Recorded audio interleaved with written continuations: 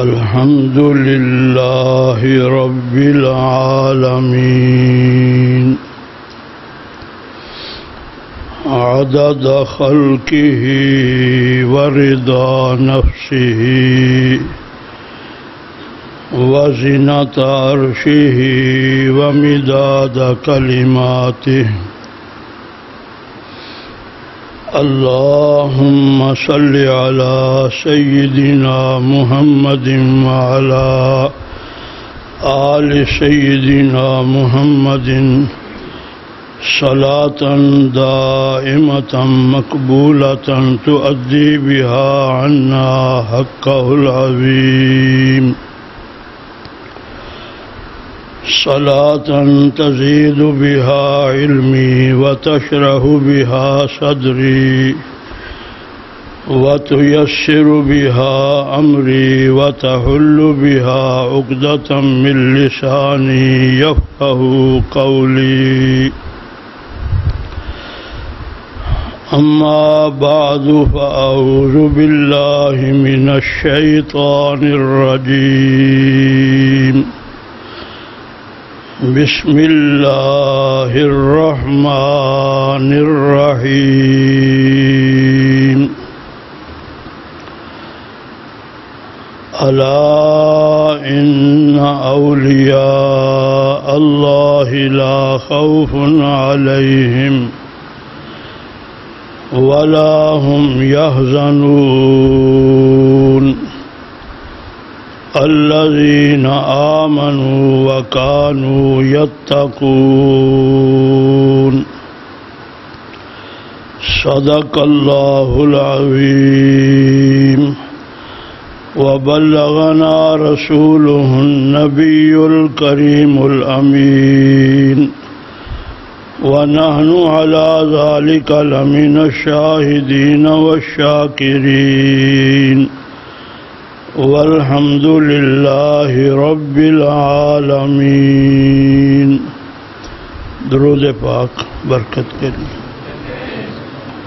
صلی اللہ علی النبی الامی الطاہر الزکی وعلی آلہ وصحبہ وبارک وسلم صلاۃ وسلاما علیک یا رسول اللہ صلاۃ وسلاما علیک یا حبیب اللہ صلاۃ وسلاما علیک یا افصح العرب والعجم صلاۃ وسلاما علیک یا من اوتی بجوامع الکلم۔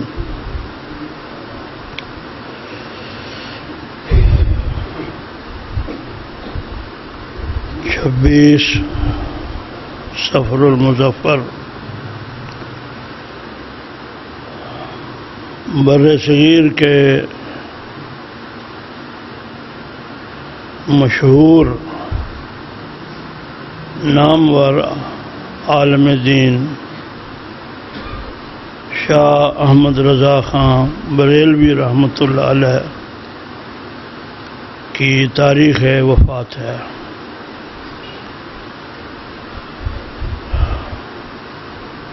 چونکہ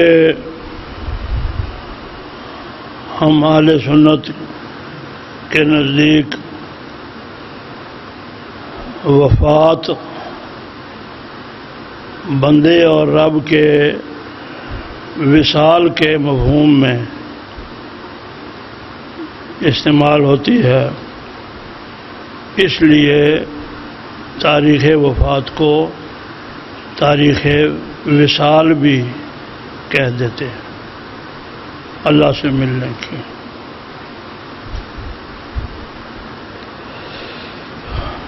دلائل اس پر اپنی جگہ ہے بھائی۔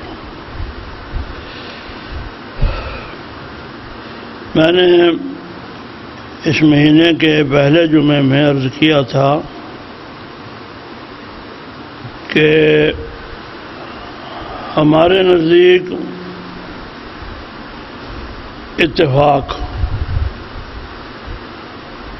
اور اللہ جل شانہ کے نزدیک باقاعدہ مقررہ اجل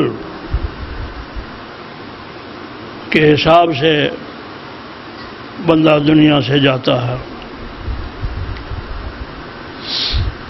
وہ بھی اپنے اجل موعود پر وعدے والے چلے گئے، لیکن اس میں اضافی بات یہ ہے کہ اس مہینے میں جن بزرگوں کا وصال ہوا، عجب بات یہ ہے کہ بر صغیر میں اپنے اپنے وقت پر بڑے بڑے فتنوں کا ان بزرگوں نے مقابلہ کیا تھا اور کامیاب ہوئے۔ خواہ داتا صاحب اور جوگی کا معاملہ ہو، حضرت مجدد الفسانی رحمۃ اللہ علیہ کا اور جہانگیر کا معاملہ ہو، خواہ پیر میر علی شاہ صاحب رحمۃ اللہ علیہ اور دعوی نبوت کرنے والے معاملہ ہو، اور جس کی طرف اب میں نے اشارہ کرنا ہے، خواہ وہ انگریزی حکومت والے عرصے میں اٹھنے والے فتنے کی نوعیت کیا تھی اور اس کا حل ان بزرگوں نے کیسے نکالا۔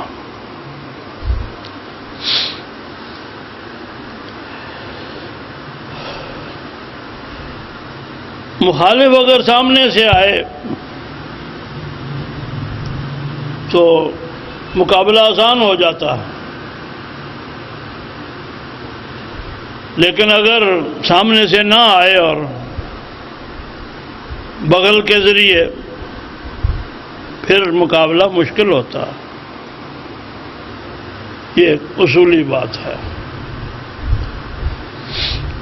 تقریباً 400 سال کی صلیبی جنگوں کے بعد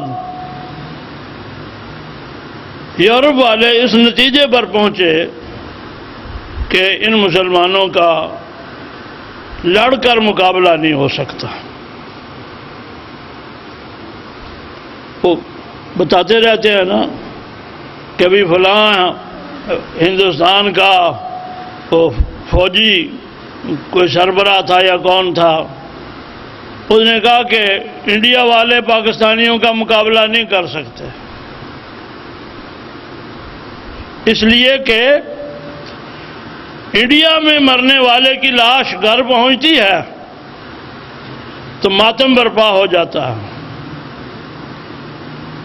اور پاکستانی کسی شہید کی لاش گھر پہنچتی ہے تو گھر والوں کا انداز اور ہوتا ہے۔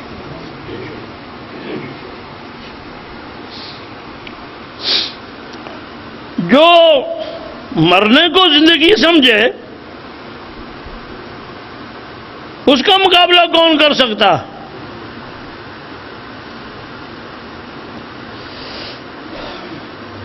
اس لیے بھائی انگریزوں نے سامنے سے اتنا مقابلہ نہیں کیا جتنا بغلی طریقے سے کیا۔ سامنے والا مقابلہ یہ تھا کہ وہ پادریوں کی، جو ان کے حساب سے پڑھے لکھے پادری تھے، وہ پادریوں کی فوج در فوج بر صغیر پاک و ہند میں پھیل گئی تھی، اپنا تبلیغ کرتے تھے۔ پھر انہوں نے اپنے نظام کے تحت تعلیمی ادارے بنا لیے، اپنے نظام کے تحت انہوں نے ہسپتال بنا لیے، ویلفیئر کی جو باتیں ہیں، انسانی سروسز لوگوں کو دی۔ ایک پہلو یہ ہے، تعریف ہونی چاہیے، کوئی بات نہیں۔ اگر سر گنگا رام نے انسانی خدمت کی ہے تو اس کے نام سے ہسپتال چلتا رہے، ہمیں کوئی اعتراض نہیں۔ ہمارے لوگوں نے ٹوبا ٹیک سنگھ میں ایک کانفرنس کروا کے بڑا شور مچایا کہ جی ہم نے اس شہر کا نام جو ہے وہ ٹیک سنگھ کی جگہ دارالسلام رکھ دیا ہے نا بھائی، ان باتوں کی خبر؟ دارالسلام نام رکھ دیا جی، نہیں چلا۔ وجہ کیا تھی؟ ٹیک سنگھ ایک بہت اچھا ٹیچر تھا، بہت اچھے شاگرد اس نے پیدا کیے، اچھا کام کیا، نام زندہ۔ دوسرا پہلو بھائی یہ ہے کہ مسلمانوں میں ہمیشہ ہر طبقے میں حکومت کو لوگ ملتے رہے، وہ اوپر سے خلافت کا عرصہ چھوڑ دیں اور بادشاہت کا عرصہ وہاں سے لے کر نیچے تک ہر زمانے میں مسلمانوں کے اندر سے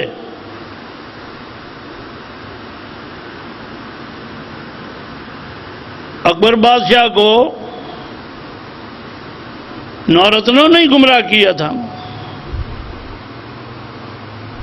اور جہانگیر جو ہے انہی کی وجہ سے اپنے آپ کو سجدہ کرواتا تھا، اکبر کرواتا تھا۔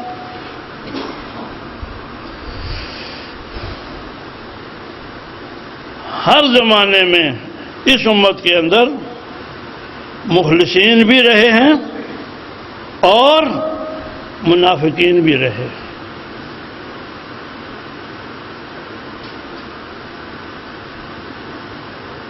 شان و شوکت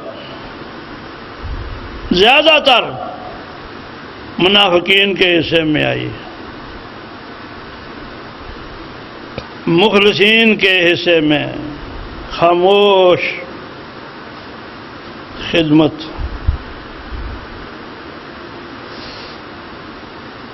یہ بھائی تاریخی حقائق ہیں۔ آپ کے زمانے میں مخلص بھی ہوں گے، انہی کی مٹھی چاپی کرنے والے منافقین بھی ہوں گے،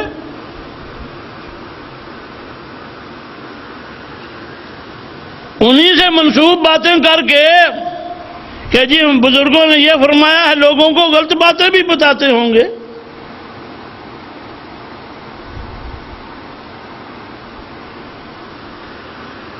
اور کسی کی بات کیا کریں، خود نبی پاک صلی اللہ تعالی علیہ وسلم کے ساتھ باتیں منسوب نہیں کی گئی۔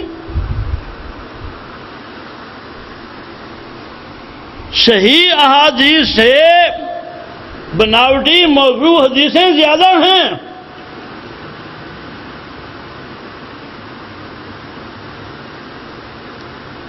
میں نے کئی دفعہ ان کا نام لیا، ناصر الدین البانی رحمۃ اللہ علیہ، علم حدیث کی انہوں نے بہت خدمت کی ہے، وہ جن کا سیٹ آپ کو لا کر دیا تھا بھائی،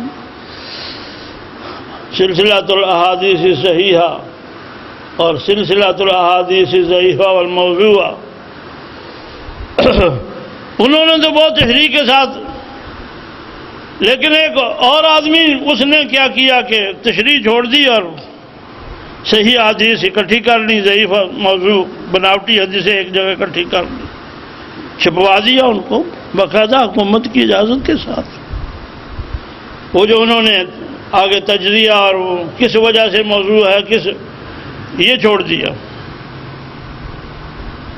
میرے پاس حدیث صحیحہ والا سلسلہ بھی ہے، ضعیفہ والا بھی ہے، اور حدیث صحیحہ ایک جلد میں ہے اور ضعیفہ اور موضوعہ 4 جلدوں میں، چگنی۔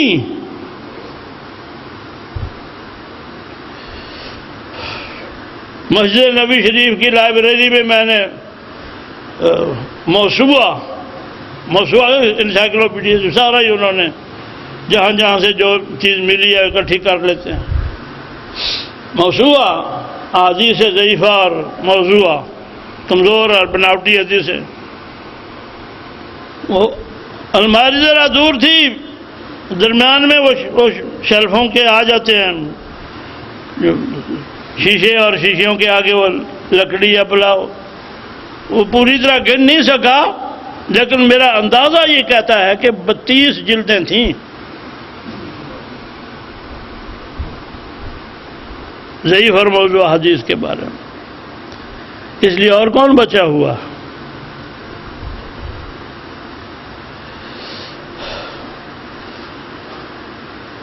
ایسا بھی ہو ان بزرگوں نے خاص پتہ نہیں کہا یا نہیں کہا، لکھا یا نہیں لکھا، لیکن کتابوں میں جناب آ گیا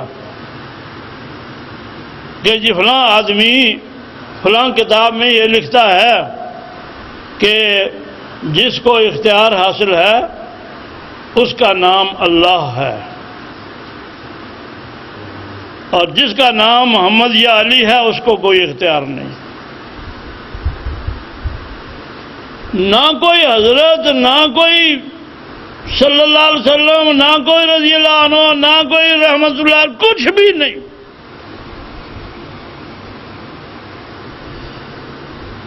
بہت جب اعتراض ہوا تھا تو بعد والے ایڈیشن میں انہوں نے محمد کے آگے سواد لکھ دیا تھا اور علی کے آگے ریزواد۔ پہلا جو ایڈیشن چھپا ہے اس میں یہ بھی نہیں تھا۔ اس طرح کی باتیں ہوئیں یا منسوب ہوئیں، اللہ کے پاس پہنچ گئے ہمیں کہ اس سے بھائی اس طرح کی آواز بھی آئی کہ اگر بالفرض زمانہ محمدی کے بعد کوئی اور نبی بھی پیدا ہو جائے تو آپ کی ختم نبوت میں فرق نہیں پڑتا۔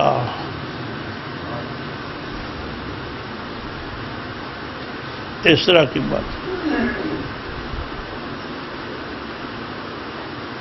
اس طرح کی باتیں ہوئیں کہ یہ میرے ہاتھ کی لاٹھی نفع نقصان دے سکتی ہے نا بھائی۔ وہ موسیٰ علیہ السلام سے اللہ جل شانہ نے پوچھا تھا آپ کے ہاتھ میں کیا؟ فرمایا میری یہ لاٹھی ہے، اوشو علی غنمی ہے، اتوکل علیہا، میں اس پر ڈیک لگا لیتا ہوں، بکریوں کے پتے جھاڑ لیتا ہوں، اس میں اور بھی فائدے ہیں۔ تو انہوں نے لکھا کہ یا منسوب کیا گیا کہ میرے ہاتھ کی لاٹھی نفع نقصان دے سکتی ہے، نبی پاک صلی اللہ علیہ وسلم نفع نقصان نہیں دے سکتے۔ یہ ماحول تھا، اور جس کی سرپرستی اپنے مخصوص سیاسی خفیہ عزائم کے تحت انگریزوں والی حاصل تھی۔ For every action there is an equal and opposite reaction۔ آپ نے سر لایا، سمجھا ایک بندے لو تو سمجھ آئی ہے، چلو۔ اس لیے بھائی سیلاب بہت آ رہا ہو تو بند مضبوط باندھنے کی ضرورت ہے۔ سیلاب بہت تھا، کچھ لوگوں نے باتیں کی، کچھ لوگوں کے دینی اہم منصب کی وجہ سے ان کی طرف منسوب کی گئی۔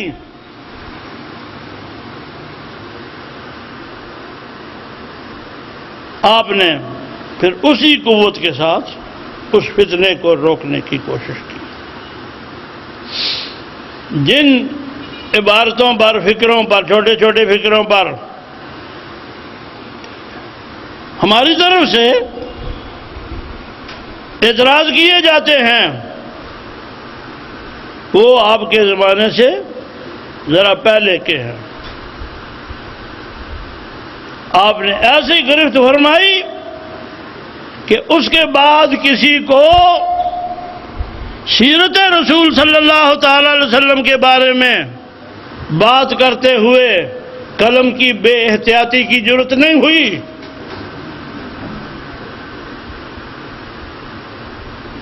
پھر جناب کتابیں ایسی جپنے لگیں کہ اگر ایک صفحے پر نبی پاک صلی اللہ علیہ وسلم کا اسم گرامی 50 دفعہ ہے تو 50 ہی دفعہ پورا درود لکھا ہوتا ہے. یہ کام پہلے نہیں تھا. آپ کی اس گرفت کی وجہ سے آئندہ کسی کو ضرورت نہیں ہو سکی کہ وہ ایک ہوتا ہے بھائی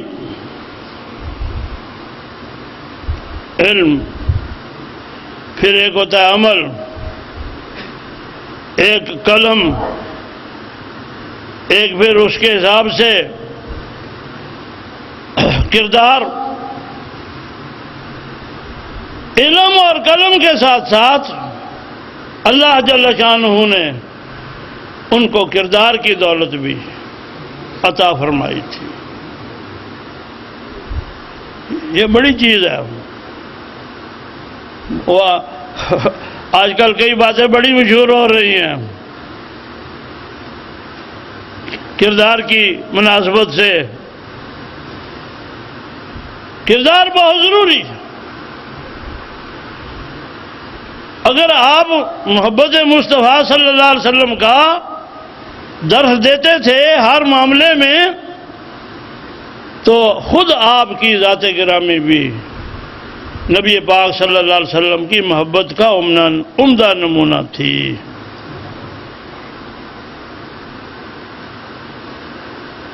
میں عشق کا لفظ جان کر نہیں بول رہا، چھوڑا ہوا ہے میں نے.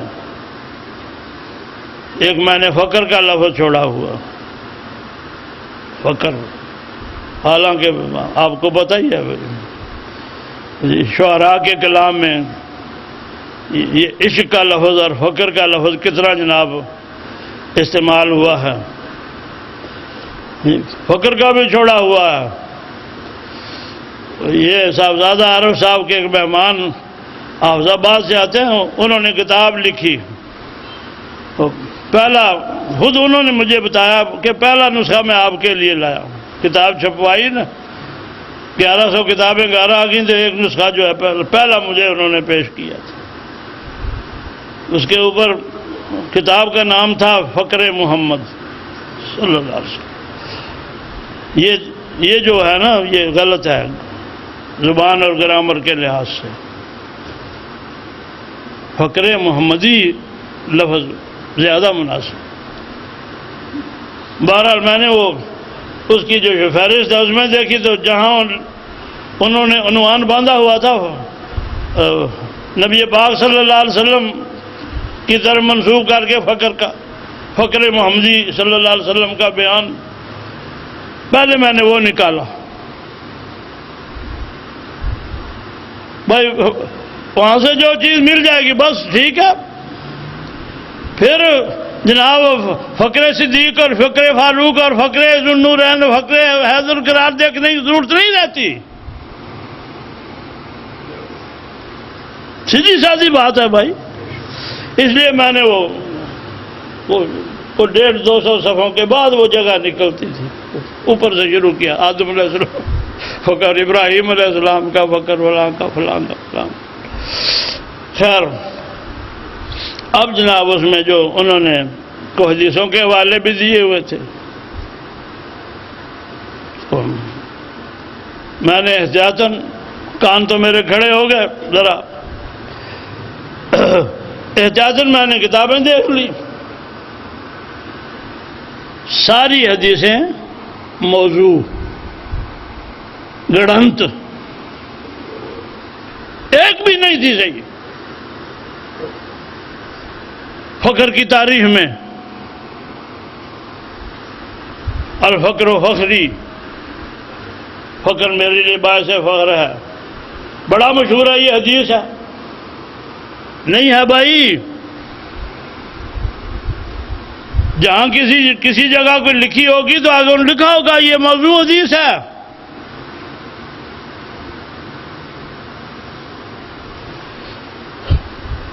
مسنون دعاؤں میں میں صبح و شام پڑھتا ہوں، حصن المسلم کی ساری دعائیں مجھے یاد ہو گئی ہیں صبح و شام پڑھنے کی وجہ سے۔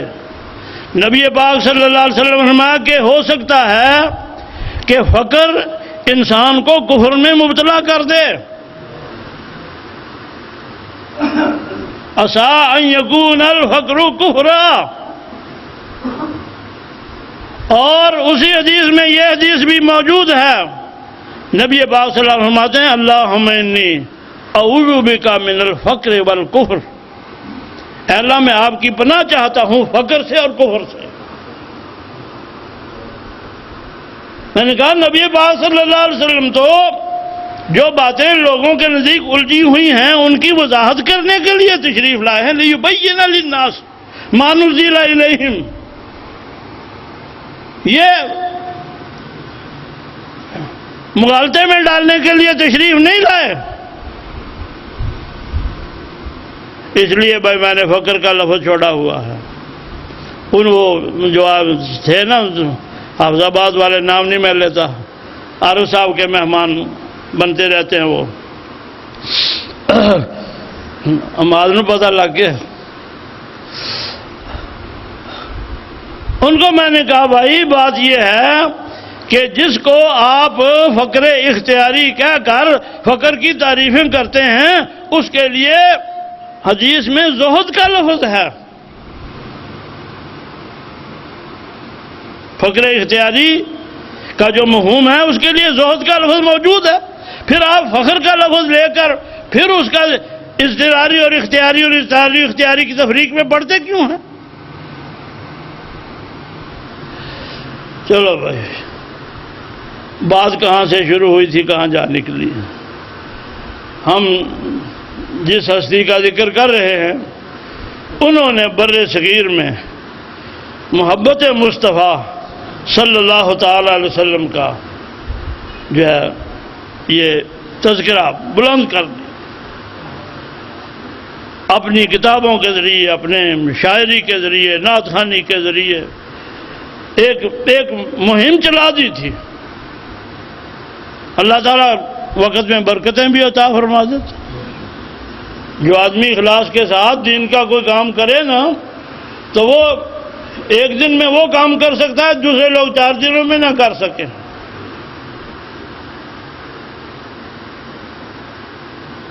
بہت سے ذاتی تجربے مجھے اس سلسلے کے ہیں، سبحان اللہ و بحمدہ، یہ 2 منٹ میں تسبیح بھی پڑھی جاتی ہے اور مجھے آدھا گھنٹہ بھی لگا، سبحان اللہ و بحمدہ کتنی دیر لگتی؟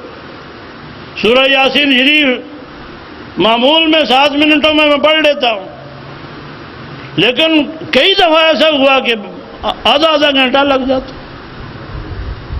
تو یہ وقت کی برکت اور وقت بزرگوں کا یہ صاحب، ان کی جو فتاویٰ کی کتاب ہے فتاویٰ رضویہ، میرے پاس پرانا ایڈیشن ہے کراچی والا، حرام باغ سے جو چھپا تھا، اس کی 11 جلدیں ہیں، اور لاہور سے جو ایڈیشن چھپا ہے اس کی 36 جلدیں ہیں فتاویٰ رضویہ کی۔ پھر ایک ہندوستان کے عالم ہیں، انہوں نے ان کی کتابوں میں جو حدیثیں آئی ہیں ان کو اکٹھا کیا، چھپ گئی ہے۔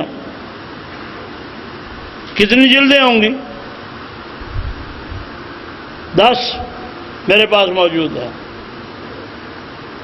اس کا نام ہے جامع الاحادیث، انہوں نے رکھا ہوا، 10 جلدیں، صرف ان کی جو ہے نا اس میں جو حدیثیں صرف آئی ہیں وہ انہوں نے حدیثیں اکٹھی کی ہوئی ہیں۔ اور جناب 2021 میں سامنے آئی ہے کتاب جہان احمد رضا، پتہ کتنی جلدیں؟ 20 جلدیں۔ اور میں احتیاط کرتا ہوں ایسی بات نہ کہوں جو پیش نہ کر سکوں. کسی نے دیکھنے جہاں احمد رضا کی 20 جلدیں دیکھ لے آ کر.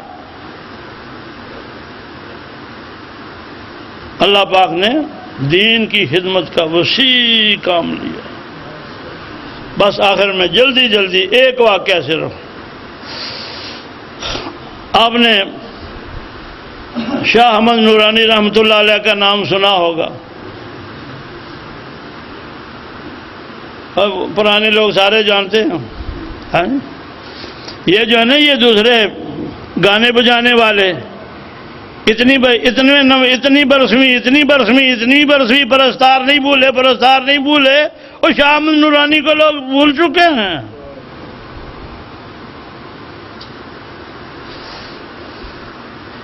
ان کے والد کرام بھی جو ہیں وہ ساری دنیا میں تبلیغ اسلام کے سلسلے میں پھرتے تھے. عربی بھی ان کو فرفر آتی تھی، انگریزی بھی ان کو فرفر آتی تھی. شاہ عبدالعلیم میرٹھی رحمۃ اللہ علیہ ان کا اسم گرامی ہے. وہ حج کر کے آئے اور اپنے پیر و مرشد مولانا احمد رضا صاحب رحمۃ اللہ علیہ ان سے ملے.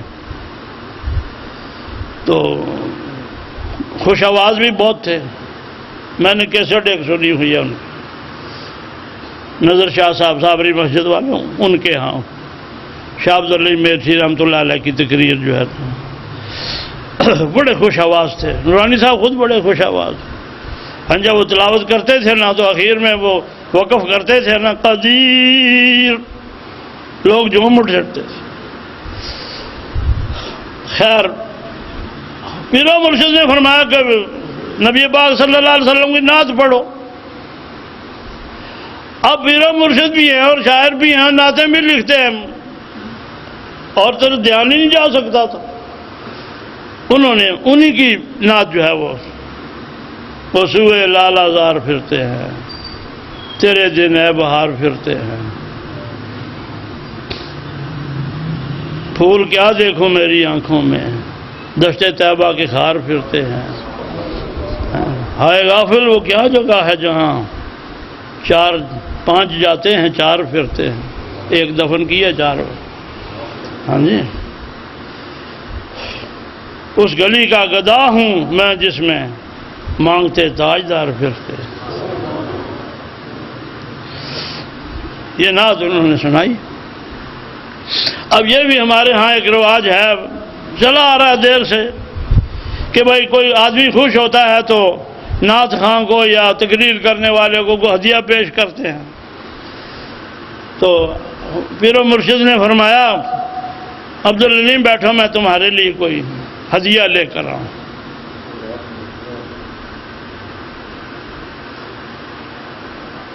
کتابوں میں اسی طرح لکھا ہے کہ کسی شاگرد نے ان کو وہ جبہ پیش کیا تھا،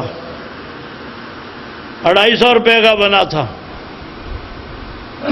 اس زمانے میں جب 1 روپے کا من آٹا ملتا تھا، 250 روپے کا جبہ جناب کو ظاہر ہے بہت کچھ کیا. وہ لے کر آئے اور کہا کہ عبدالعلیم جس جگہ سے تم آ رہے ہو میرا یہ ماما تیرے قدموں کی قابل بھی نہیں ہے.